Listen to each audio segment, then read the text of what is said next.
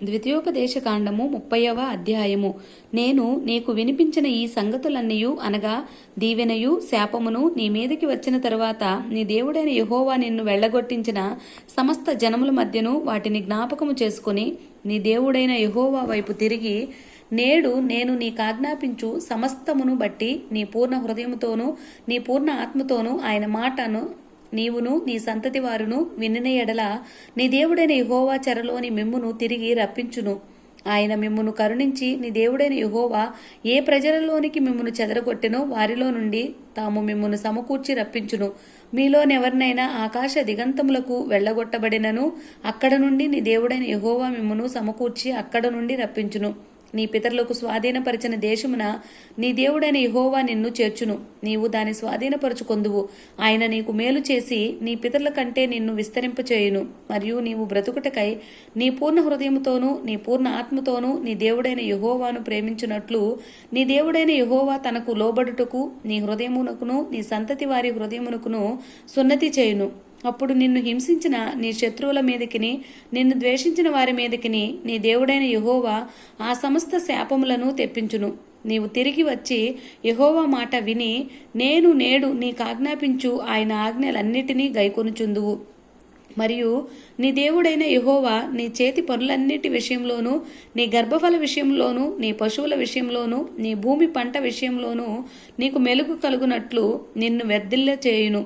ఈ ధర్మశాస్త్ర గ్రంథమందు వ్రాయబడిన ఆయన ఆజ్ఞలను కట్టడలను నీవు గైకొని నీ దేవుడైన యెహోవా మాట విని నీ పూర్ణ హృదయముతోనూ నీ పూర్ణ ఆత్మతోనూ నీ దేవుడైన యెహోవా వైపు మళ్ళునప్పుడు యెహోవా నీ పితరుల యందు ఆనందించినట్లు నీకు మేలు చేయుటకు నీ యందును ఆనందించి నీ వైపు మళ్ళును.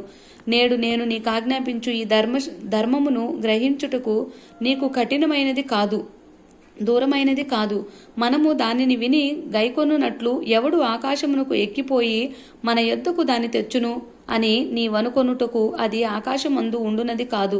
మనము దాని విని గైకొనున్నట్లు ఎవడు సముద్రము దాటి మన యొద్దకు దాన్ని తెచ్చును అని నీవనుకొనునేలా అది సముద్రపు అద్దరి మించునది కాదు. నీవు దానిని అనుసరించుటకు ఆ మాట నీకు బహు సమీపముగా నున్నది, నీ హృదయమున నీ నోట ఉన్నది.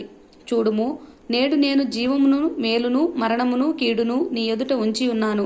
నీవు బ్రతికి విస్తరించున్నట్లుగా నీ దేవుడైన యెహోవాను ప్రేమించి ఆయన మార్గముల యందు నడుచుకొని ఆయన ఆజ్ఞలను విధులను అనుసరించమని నేడు నేను నీకాజ్ఞాపించుచున్నాను. అట్లు చేసిన ఎడల నీవు స్వాధీనపరుచుకొనుటకు ప్రవేశించు దేశంలో నీ దేవుడైన యెహోవా నిన్ను ఆశీర్వదించును.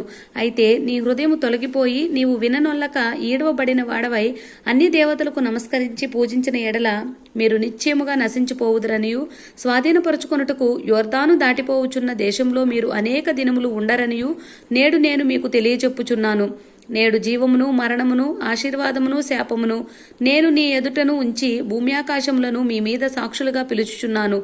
మీ పితరులైన అబ్రహాము ఇస్సాకు యాకోబులకు ఆయన ప్రమాణము చేసిన దేశములో మీరు నివసించినట్లు యెహోవాయే నీ ప్రాణమునకును నీ దీర్ఘాయుష్యునకును మూలమై ఉన్నాడు.